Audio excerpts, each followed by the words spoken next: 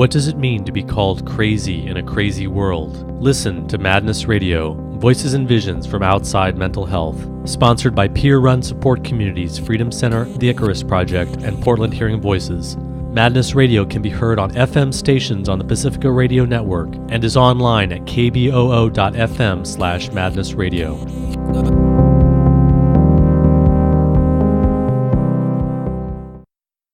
Welcome to Madness Radio. This is your host, Will Hall. On this show, we're going to be discussing the indigenous healing art of traditional Chinese medicine and some uses in modern mental health. Many years ago, the Freedom Center, which is a support community for people diagnosed with severe mental illnesses that I helped found, we offered a very successful free community acupuncture clinic. And this free clinic focused on psychiatric medication withdrawal. There's a lot of information about the clinic on the Freedom Center website, which is freedom-center.org, and also a show with Mike Smith on Madness Radio. And so this fall, I was invited to help train health promoters working with indigenous groups in Mexico in how to use the ear acupuncture protocol NADA in their communities. And NADA is the protocol that we used at the Freedom Center Clinic. And I learned this approach through a certification program at the Lincoln Hospital in the South Bronx many years ago. The training in Mexico was held in a small town in the Sierra Tarahumara area of Chihuahua, a remote mountainous region. We were invited by the local churches and community organizations to train people as a response to the effects of violence, war, and trauma in the region. So I had a chance to interview some of the students and teachers involved with the training. Herman Garcia is the Vice President of Crossroads Community Supported Healthcare and is Professor of Education Emeritus from the College of Education at New Mexico State University, Las Cruces. Welcome to Madness Radio, Herman Garcia. Thank you. I'm glad to be here. Tell us a little bit about where we are and what it is that we're doing. Right now we're up in the vast part of the Chihuahuan state called the Sierra Tarahumara. And it's a huge indigenous community that's spread out over several thousand square miles.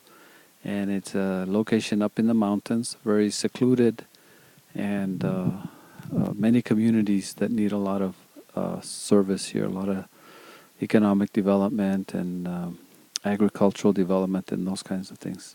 And what is your role? What brought you here? Initially, I was here from 2002 till about 2007.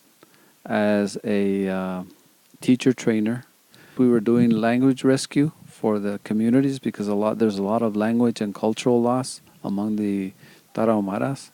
In fact, Rahrami is their real name, and they speak Rahrami. Tarahumara is the conquered term for them. They have a lot of language loss, a lot of cultural loss. They have huge exodus from the Sierra into city centers.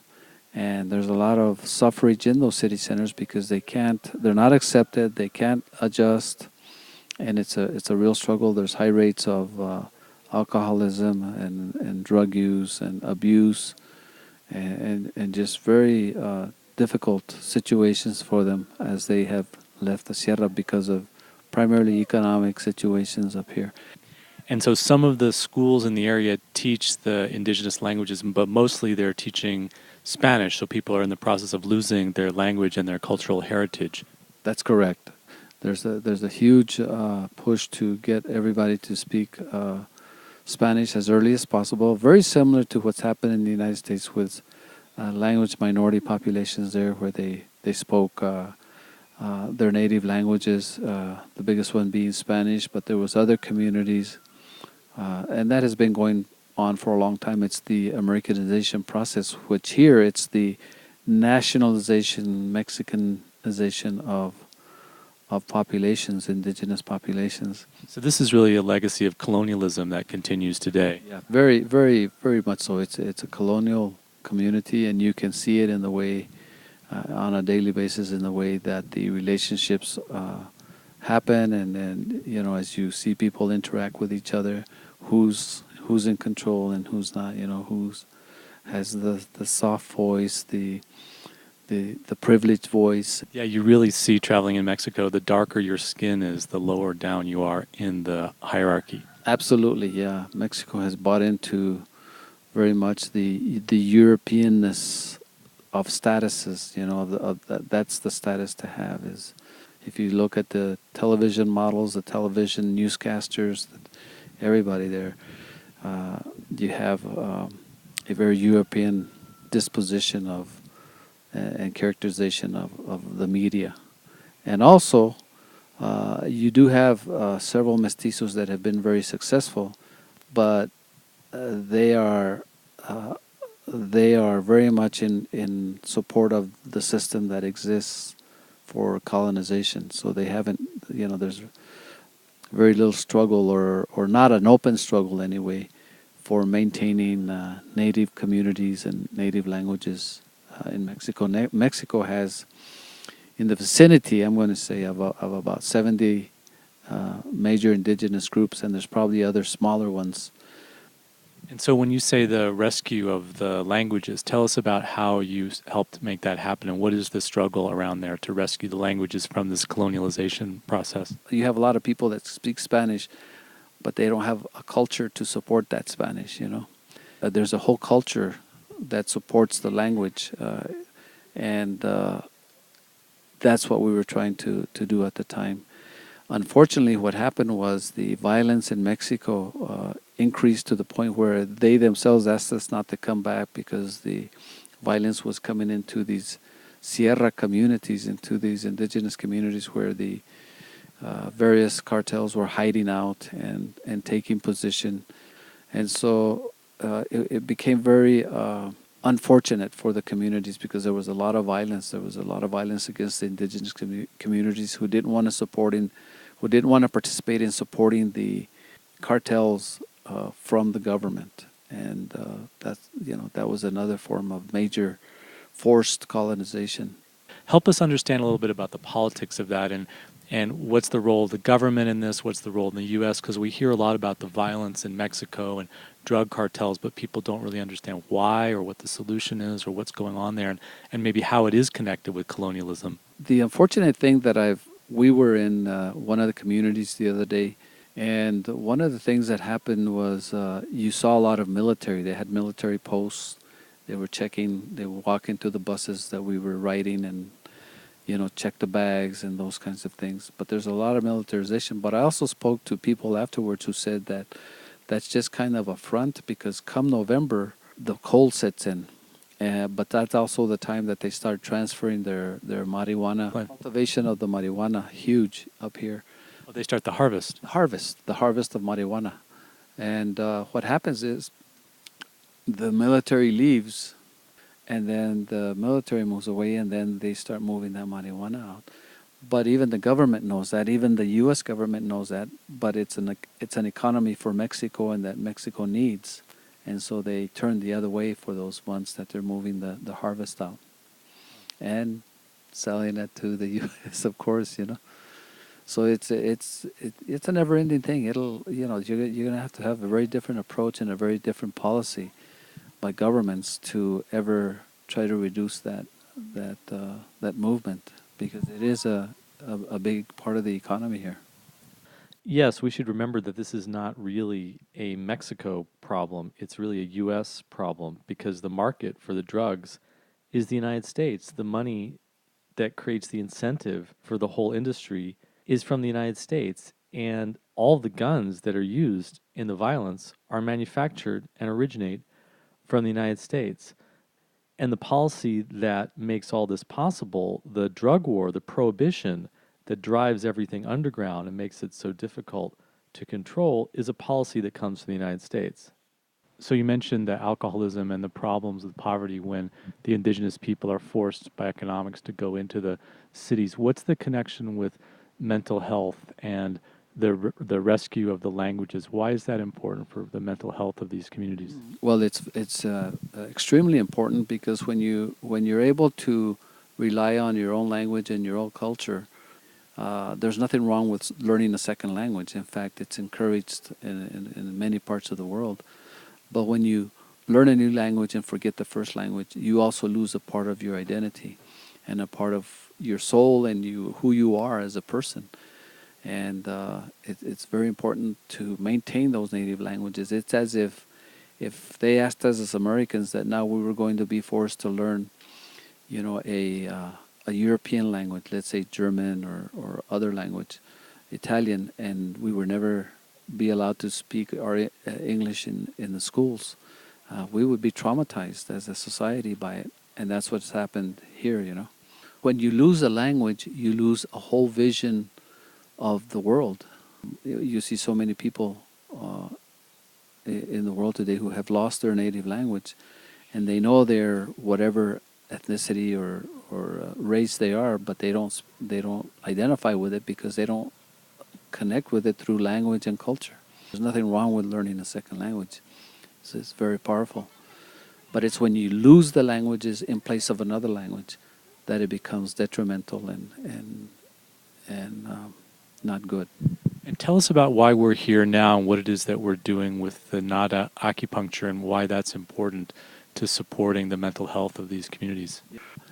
One of the things that we had planned was to work in Juarez because, of course, we know that Juarez was one of the major cities in the world where there was a lot of violence, a lot of deaths every day, up to several thousand lives a year during that period of extreme violence. So many lives lost. So Juarez was a place we wanted to come to and start this Nada project so that people could find relief. And then from there, people started saying, well, there's a lot of violence in the Sierra, with the Tarahumaras. Nada is a process. It's a procedure where you apply needles to the ears.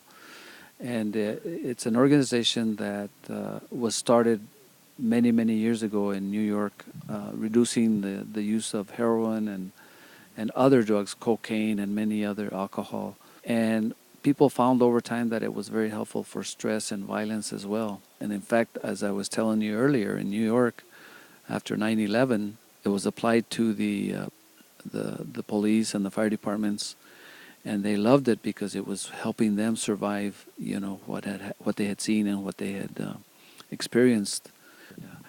How does it connect with the indigenous culture here? Because acupuncture is Chinese medicine, so how does it relate to bringing it into an indigenous culture in rural Mexico? So we had in today's here up in the Sierra, we had a church service, and then the priest asked the local people, both mestizo and Rahrami people, to stay and receive the initial part of acupuncture, the basic component of the program. And we were surprised that we had quite a few people, and they stayed and they received the treatment, and I saw it as a very successful. Yeah, it's not a cure-all, but it's a process and an experience that people have found to help them relax, chill out, in a sense, and stop stop drinking, stop taking drugs, or reduce anyway those experiences of self-medicating. Well, the communities out here have forever depended on the earth to find their medicine. And they have these centers, as we saw yesterday, all of these plants that have been turned into healing plants, potions, so to speak. And that's been going on for thousands of years.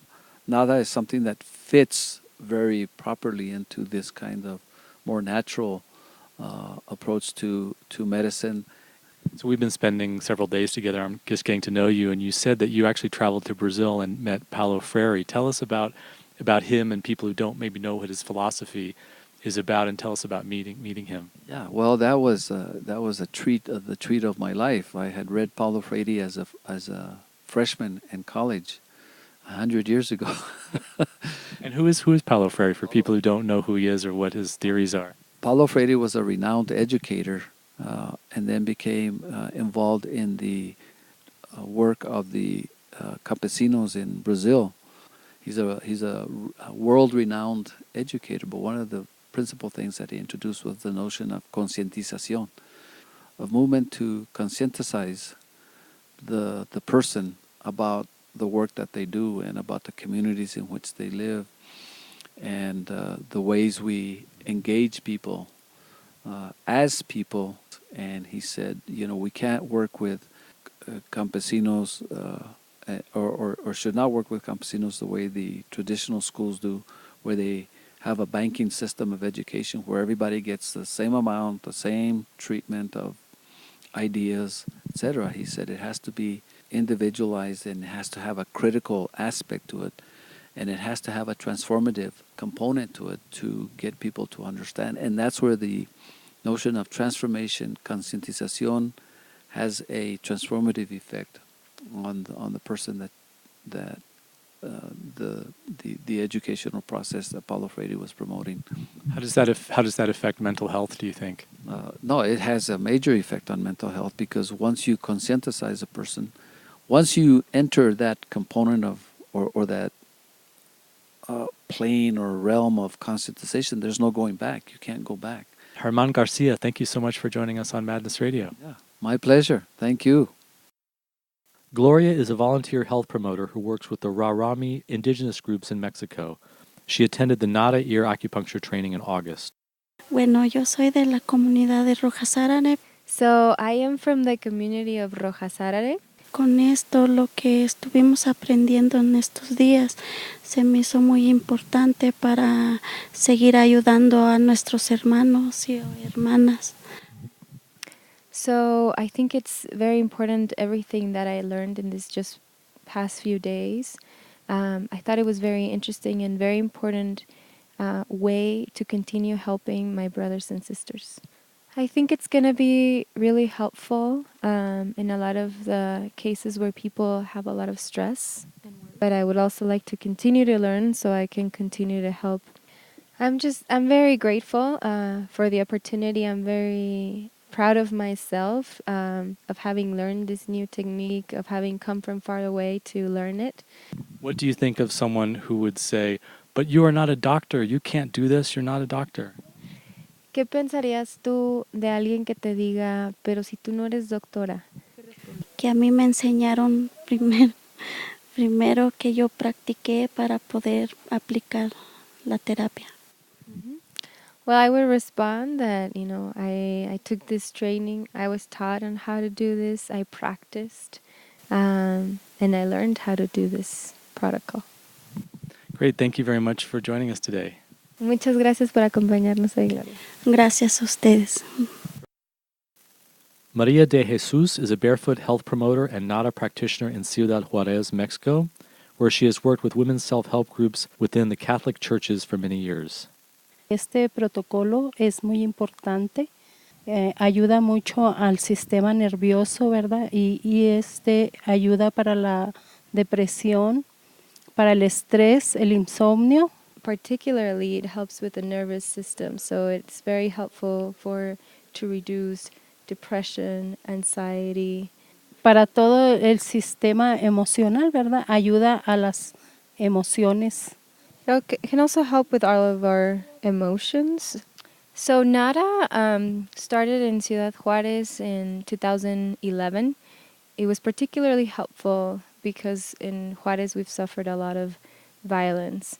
And as a society, we developed a psychosis, which the treatments of Nada became very helpful for.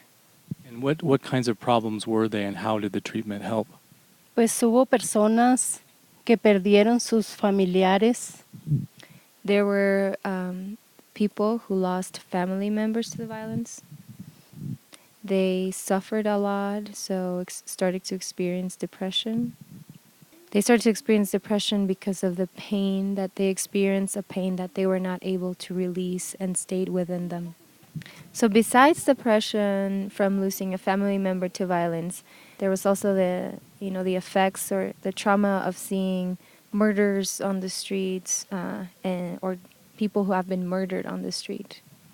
For all those situations, people started to develop panic attacks. Sí.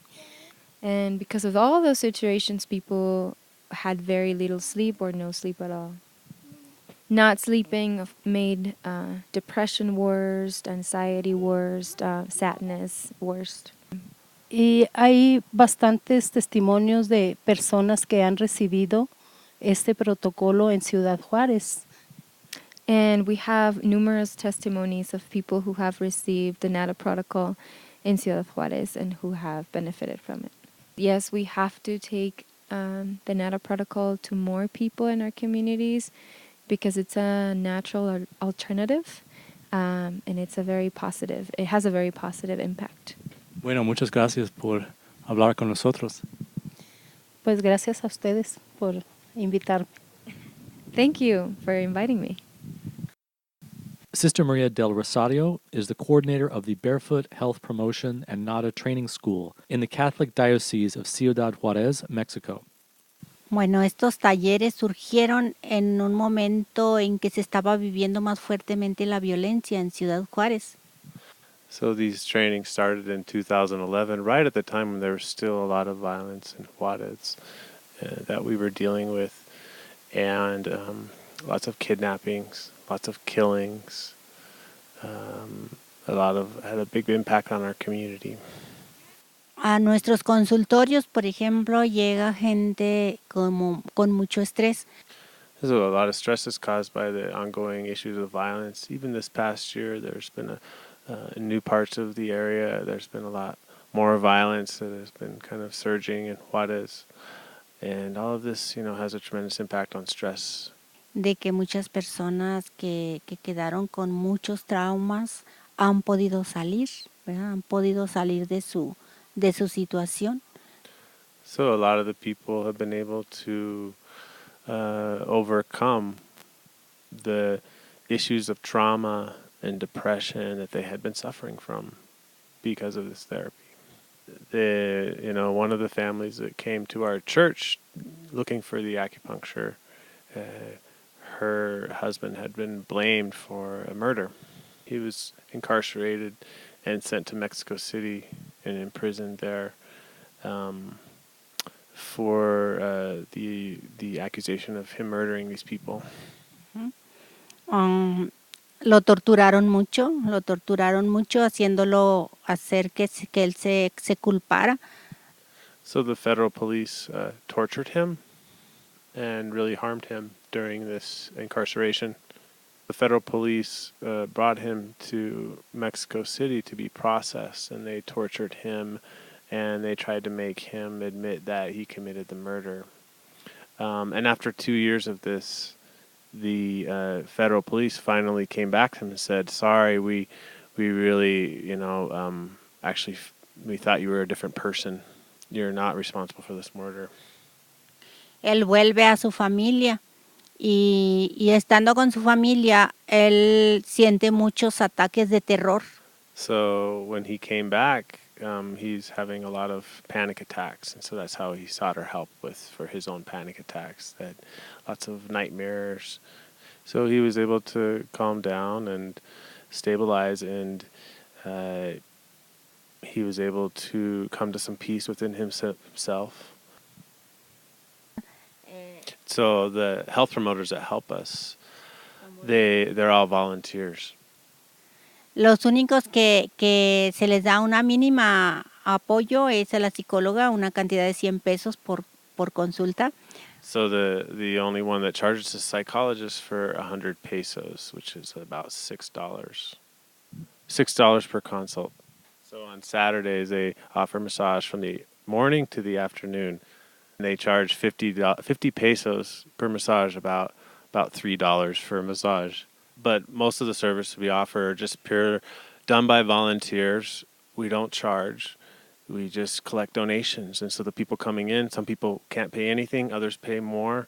And that's how we're able to afford everything. So we just finished a training workshop for this indigenous community in the Sierra. How do you think the training workshop went? Se me hizo muy valioso. So she thinks it's been very valuable, and the both the mestizos that they have come to the training, as well as the indigenous health workers that came to the training, they're very excited to continue to do this work. Creo que les va a ayudar bastante, porque también aquí se ha vivido muy fuertemente la violencia.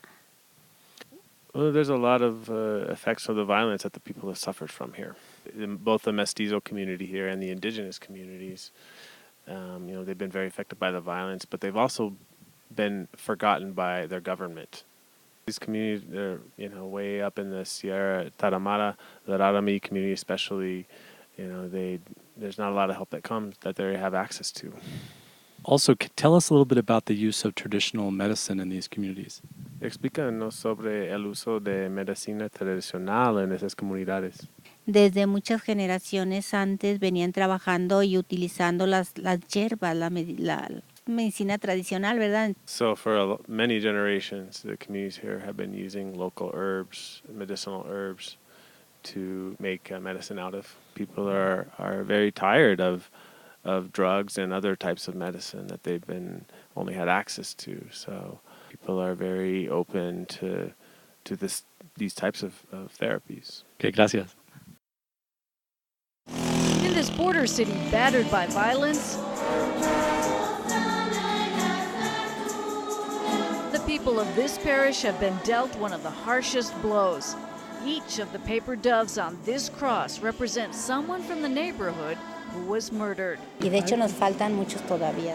And there are more paper doves that will be put on, says this nun.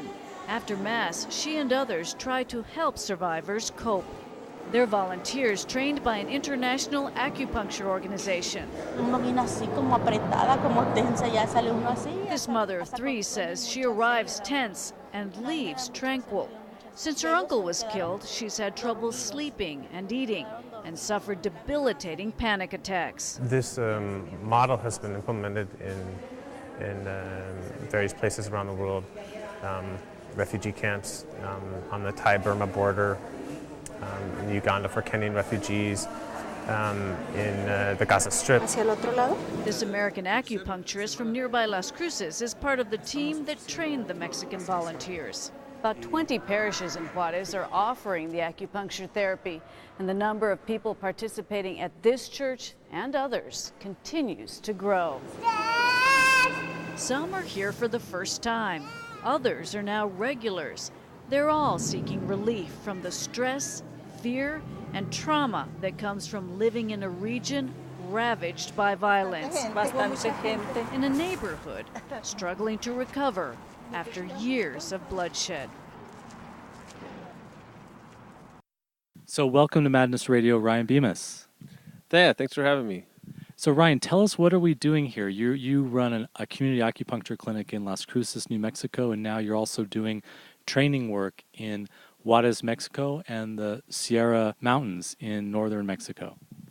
Yeah, we actually started training people in ear acupuncture and the NATA protocol, which is a community-based treatment, in 2011, before our clinic started up in Las Cruces. So when you say community acupuncture and the NATA protocol, what do you mean by that? Well, community acupuncture is doing full-body acupuncture in a group setting, focusing on distal points, hands, legs, head, and ears. What's the advantage of doing a community acupuncture setting like that in a group? Well, a lot of people feel safer in a group. A lot of people find a lot of benefits getting treated around other people. We're able to make it very affordable for people also. We charge just about $20 for a treatment. So doing group treatments is cheaper, less expensive way of doing it in terms of the number of acupuncturists you need to hire to have it to do a treatment. Yeah, I mean, group community acupuncture is got to be one of the fastest growing movements of acupuncture in the United States. But community acupuncture really comes from NATA ear acupuncture, or the acu-detox movement, which was started in the 1970s in response to the heroin epidemic in South Bronx at Lincoln Hospital. So they use ear acupuncture in a group setting, treating a lot of people at once. And in the NATA style clinics, it's just using ear points. Often the clinics are just free. They're walk-in, you don't have an appointment, and you can just come in and get a treatment anytime they're open. And this really originated with the idea of barefoot doctors in China, that they would train people from the community with basic skills that they could provide access to remote areas and really vital healthcare needs that different communities had. Yeah, the barefoot doctor movement dates back to the 1950s in China and rural areas of China where they trained health workers in basic acupuncture protocols. The NADA movement started in the U.S. Through the Western psychiatric and addictions treatment community and community activists in the South Bronx. So it was really the communities that asked for this. It really came from them. yeah, the whole NADA movement started out of community activists demanding treatments that were not drugs and other alternatives to drug treatments. People who started NADA were Black Panthers and Young Lords activists, and they were really interested in providing drug-free treatments. So this really comes out of the social activism of the 70s, and I think a lot of the activists at that time really felt that the drug epidemic was in a lot of ways coming from the government, and there was a kind of an industry of drug treatment, and they wanted to get outside of that completely and just base the care in the communities and have the response to the drug problem be community response instead of police response, instead of big hospitals and big industrial medicine response. Yeah, in the 1970s, a big problem at that time in treating heroin addiction is that methadone was one of the only options they had. So these activists, were interested in self-help recovery, in grassroots-based care, in community-based care, and they're very interested in acupuncture too, and that's how they developed this protocol. So methadone was considered a helpful treatment for drug addiction, but like many psychiatric treatments, it was actually as bad, if not worse, than the problem it was treating in some ways. And so they tried to create some kind of alternatives, and they looked to acupuncture. Yeah, methadone's extremely hard to get off of. It's also a much more dangerous drug as far as overdoses. More people overdose from methadone than they do from heroin. A lot of people don't know that. So, and methadone treatment, while it can help a lot of people, it can also harm people too. So then the community really took things in their own hands, and they started to develop their own approach to acupuncture that was based on really a peer support model. Is that right? Yeah, the Lincoln model out of the South Bronx was that has kind of become known as the NADA model. Was developed to train peer health workers within communities so they can provide the treatment on their own. So it's a little bit like AA in the sense that people who've been through the experience then turn around and become counselors. But in this context, it's people who've maybe had some experience with overcoming drug use, then go on to train in community acupuncture and then provide it to other people who are in recovery. Yeah, the first people that developed the NADA protocol were recovering drug addicts. And then since then, so it started in one hospital in the Bronx, and then since then it started to spread. And basically that was because it was very effective, and there started to be some research studies that showed that it was effective, and now it's the NADA ear acupuncture protocol is used in many, many sites, not only in the United States, but all over the world. Is that right? Yeah, Lincoln became not only a treatment center, a grassroots-based treatment center, but they were able to train people from all over the world in this protocol that can be used in lots of different settings. Now, it started out just in addictions treatment, but it's been used in trauma-based recovery, used as part of cancer care. It can be an excellent therapy even for pain issues. And where are some of the settings that it's being used in? Throughout Europe, there's a lot of hospitals that is well integrated into the programs. Lots of nurses, hundreds of nurses in some hospital systems have been trained in NADA. It's also been integrated within the jails, prisons, drug court programs. They train first responders in the NADA protocol to be able to provide the NADA protocol as part of disaster relief. So it started with drug treatment and addiction recovery, but then they realized it was also really helpful for trauma and anxiety and all kinds of different mental health issues. Just at first, it was just an addictions treatment, but it's been shown that basically anybody can benefit from the NADA protocol. It's very relaxing to receive the treatment. It's definitely not a cure for every condition across the board. It's not going to be a cure for addictions, not going to be a cure for mental health issues. It's not going to take away stress in your life forever, but it can be a very helpful component as part of any type of recovery. And really anybody who's struggling with a health issue can benefit from the NADA protocol. Tell us about some of the research studies that have shown some real specific efficacy outcomes for the NADA acupuncture protocol. Well, some of the best research done on the NADA protocol is that it shows that it improves a client's engagement in a program. So it keeps them engaged in program. It reduced costs for systems, for health systems. There's been some research that shows that the NADA protocol helps reduce recidivism rates in a community. So people that get the NADA protocol are less likely to be readmitted into a hospital for a crisis situation. They're less likely to be readmitted into a jail. They're less likely to get incarcerated again. And also they're all less likely to leave against medical advice from a program.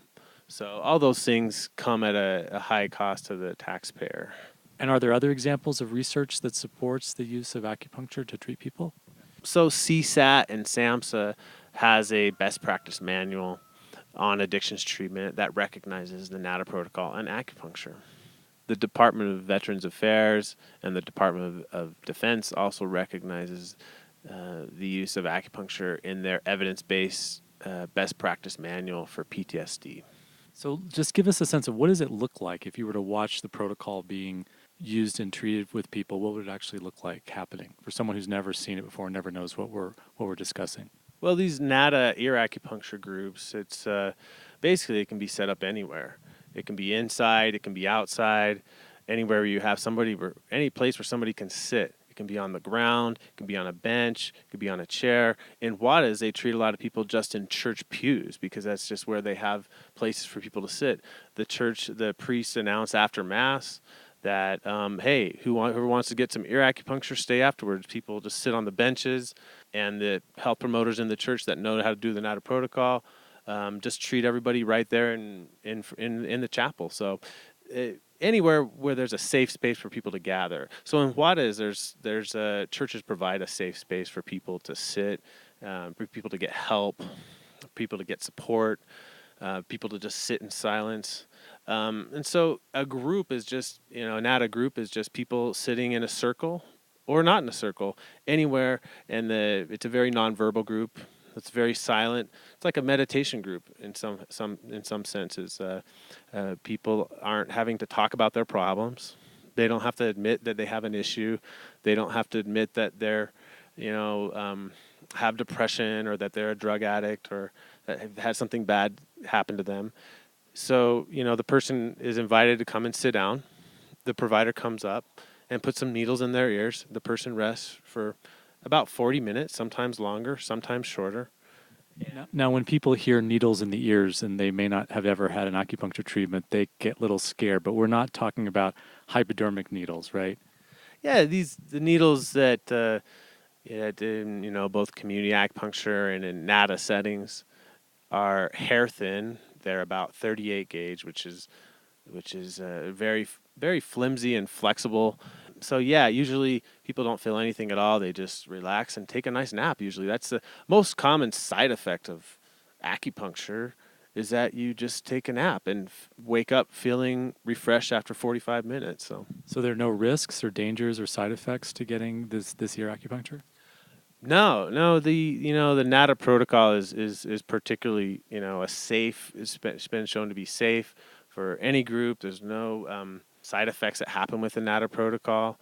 So let's talk about one of the great ironies about the NADA ear acupuncture protocol and community acupuncture in general, which is that given that a NADA acupuncturist only needs a very brief training relatively because it's so simple to deliver, it's very different than someone who gets like a 3 or 4 year traditional acupuncture training and license. And so ironically, a lot of the more traditional full body professional acupuncturists have been very opposed politically to the spread of the NADA protocol. Is that correct?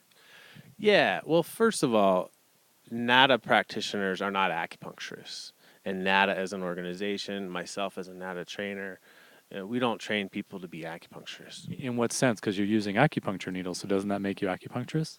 It's actually a really good question. So, acupuncture is a very broad field that entails a lot of different, theoretical underpinnings, and full body acupuncture is different than the NADA protocol. full body acupuncturists use lots of different types of points. NADA practitioners just use a few points. Just everybody gets the same treatment. There's no diagnosis that's necessary. So the NADA practitioner is not going to say, well, what's going on in your life? Let me figure out which needle to give you at which point for this specific need. It's just a general, this is the treatment everybody gets is the same each time. Yeah, it's an egalitarian treatment. It's actually really, really helpful that everybody gets the same treatment. There's no one special patient that gets this types of points. Another patient just gets a few points. So yeah, but this type of therapy that uses acupuncture needles, has been seen as a threat to full body acupuncturists. Some of whom go to acupuncture school for 4 years, and they come out of school with $150,000 in debt. Not a lot of jobs for them out there. A lot of times they charge up to $150 for a treatment. And so a lot of them have a hard time finding patients to come and afford their care on a regular basis. So now in our times, there's a lot of, in the United States, there's a lot of insecurity, economic insecurity, and that does trickle down to the acupuncture field. So have the professional full body 3-year, 4-year training acupuncturists actually tried to block the expansion of NADA around the country in different terms of legislation and state regulations and that kind of thing? Yeah, there have been a lot of examples in the history of acupuncture in the U.S. where full body acupuncturists actively oppose and oppose legislation for NADA so that health workers can offer the NADA protocol. Particularly in California, full body acupuncturists have long opposed any sort of effort that NADA workers and activists have brought forward to make this really helpful, simple, safe therapy accessible to more people. Which is especially ironic because the medical doctors from mainstream medicine, they opposed acupuncture when it first started coming in to the United States, and now the acupuncturists are now opposing this more community-based approach. Yeah, the U.S. Healthcare landscape is a long history of turf wars. Medical doctors have, also long been threatened by any other healthcare practitioner that is doing medicine, and acupuncturists have long been, engaged in turf wars with chiropractors, physical therapists, medical doctors, and as a result of that, I think the NADA AcuDetox workers often get seen as the enemy too. So some acupuncturists out there have this idea that AcuDetox workers offering free treatments for underserved groups are really taking away their clients. Is there truth to that? No, there's, a lot of acupuncturists, first of all, don't really get much training at all in treating addictions. They don't get a lot of experience working within addiction settings. There's not a lot of jobs for them. The jobs that have existed are drying up for acupuncturists. And so, and a lot of full body acupuncture clinics aren't really equipped to treat a lot of mental health issues and a lot of addictions issues. This is what we found when we started a clinic in Massachusetts with the Freedom Center that we ran for several years, offering free ear acupuncture treatments. Now, we had to use a licensed full body 4-year training acupuncturist to run the clinic because of the regulations in Massachusetts, which was itself an obstacle. But what we found was that acupuncturist was very happy to run the clinic because she would get all these new clients from the people that came in. People would come in for the first time. They would get a free treatment by donation. They would often never have acupuncture before. They would get interested in it. And now they start to go to her for additional treatments in her private clinic. And so she was able to drum up interest. So it seems to me that actually maybe by spreading community-based acupuncture, we could get more interest in traditional Chinese medicine in general, then everyone could benefit from this. Because would you say that the obstacles created by this kind of political turf war have really restricted the availability of community acupuncture with the NADA protocol to underserved populations around the U.S.? Yeah, I would. You're right on there. There's a lot of states where AcuDetox has been highly limited as a result of acupuncturists, full body acupuncturists, actions and their own political movements. Hawaii, California, South Carolina, a few of the states where full body acupuncturists have been the biggest obstacle to getting the NADA protocol accessible to people in need. So, and then these people don't end up getting treatment, and it's not like they then go and pay for the full body acupuncturist. They just end up getting no treatment. exactly, yeah. There's really no shortage of patients out there needing care, and that's the thing. And so at Crossroads, with our clinic in Las Cruces, I'm a full body acupuncturist, and half of what I do is train people in the NADA protocol because I know it benefits the community. I know there's a lot of patients out there that wouldn't even make it into my $20 clinic. They wouldn't be able to afford it. They would never find us. They would never seek us out.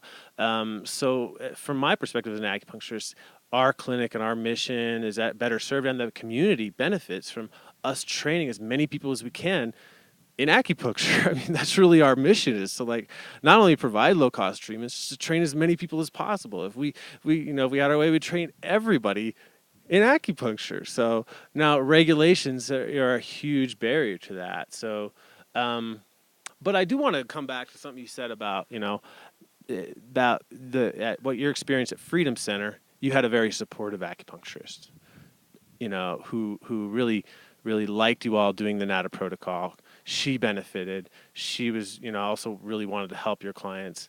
I would say there's a lot of acupuncturists out there. In my experience, a lot of people involved in NADA are full body acupuncturists. I'm a full body acupuncturist.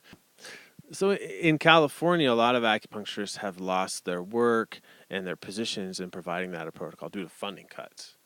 So these same acupuncturists have tried to develop legislation to change the law so they can start training counselors in these programs how to do the treatments themselves.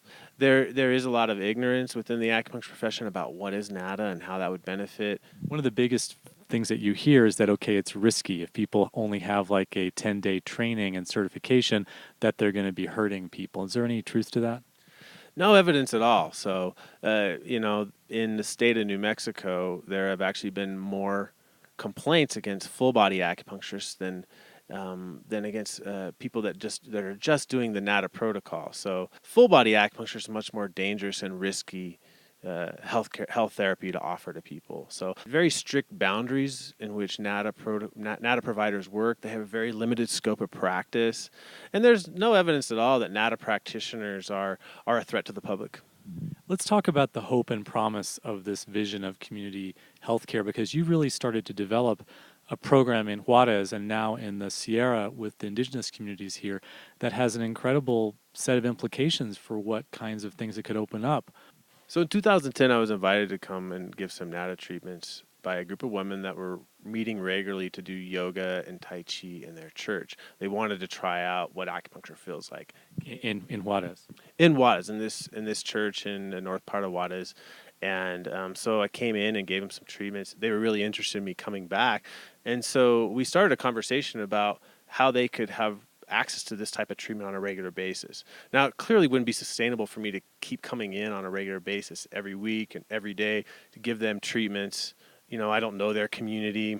That wouldn't work out. So what we started a conversation with the larger church community in the Catholic Diocese in Juarez about how we could make this treatment more accessible to everybody in Juarez, particularly within the churches. And so, why was the diocese interested?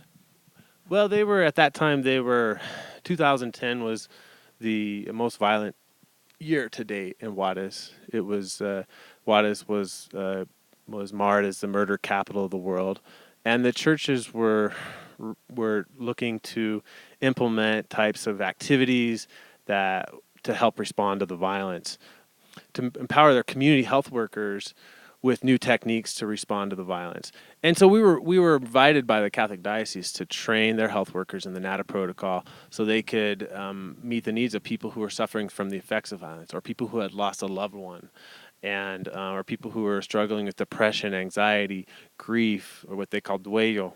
So tell us about the programs that are happening now in Juarez. Well, we've trained over 80 health workers in Juarez, and now here in the Tarahumara, we've trained 12 more in the NADA protocol. And now they're able to provide this treatment on a regular basis in a very cost-effective way. They've established their own community-supported health centers within their churches. They're able to offer the NATA protocol whenever somebody needs it.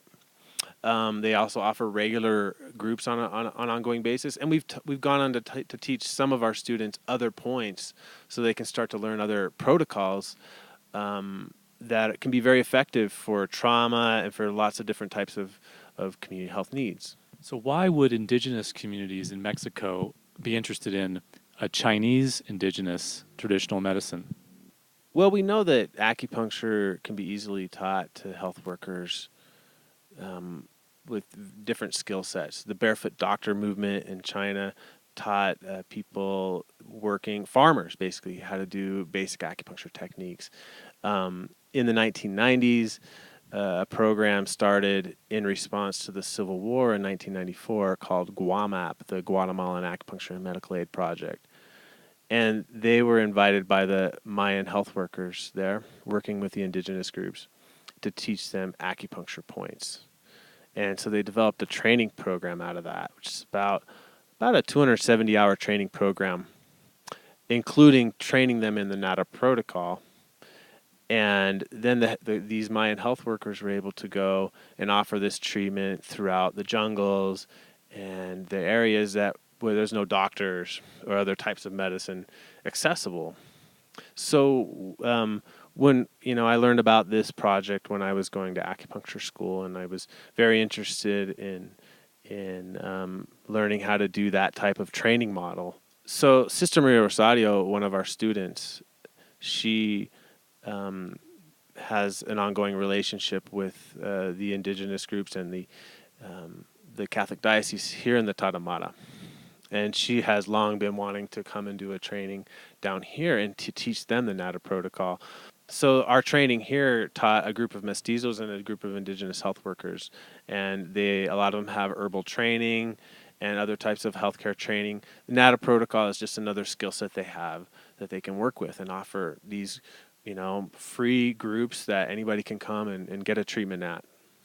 And what inspired you personally to become an acupuncturist and then to do this community service and community development work? How did you get connected to all this?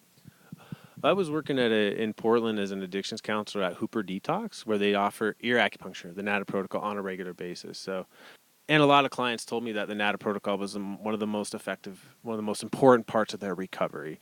So that was kind of my introduction. In addition, when I was in addictions counseling school, I was able to get the NATA protocol regularly as part of this addictions and HIV group back in New York City. I learned the NATA protocol in the Lincoln Recovery Center in South Bronx. So learning the NATA protocol was my interest in becoming a full body acupuncturist. And that's been the same, our students in Juarez, they first learned the NATA protocol and then they wanted to learn other points. So NATA protocol can be a great introduction for anybody interested in learning full body acupuncture. When I was living in Portland, I had my own struggles with, stress and pain issues. And I found this clinic, Alberta Street Acupuncture, where they offered sliding scale treatments. Carrie Klein, the acupuncturist there, and she worked at Hooper Detox. And she was really into NATA and making acupuncture affordable to people. So found her clinic. Without her clinic, I wouldn't have been able to afford acupuncture. So for me, getting acupuncture, getting so much help from her, I knew that was how I wanted to practice too. And in your work, have you found people are able to reduce and come off their use of psychiatric medications with the assistance of acupuncture treatments? At our clinic, our community acupuncture clinic in Las Cruces, we have a lot of testimonies from patients who have completely gone off several different meds that they've been on at the same time by coming to our clinic. So we've helped people get off of psychotropics, benzodiazepines, alcohol, heroin, SSRIs, as well as pain meds. So Ryan, if people want to find out more about your work and Crossroads Acupuncture and the work going on in Juarez and the Sierra in Mexico, how could they find out and get in touch with you? You just go to crossroadsacupuncture.com. So, yeah, and we're also on Facebook. Thank you so much for joining us today on Madness Radio, Ryan Bemis. Yeah, thanks so much for having me. So, and thanks for coming down to the Ciudad Tarahumara with us. So. Ryan Bemis is an acupuncturist based in Las Cruces, New Mexico. He's the director of Crossroads Community Acupuncture. And he also works as an acupuncturist in William Beaumont Army Medical Center at Fort Bliss in El Paso, Texas.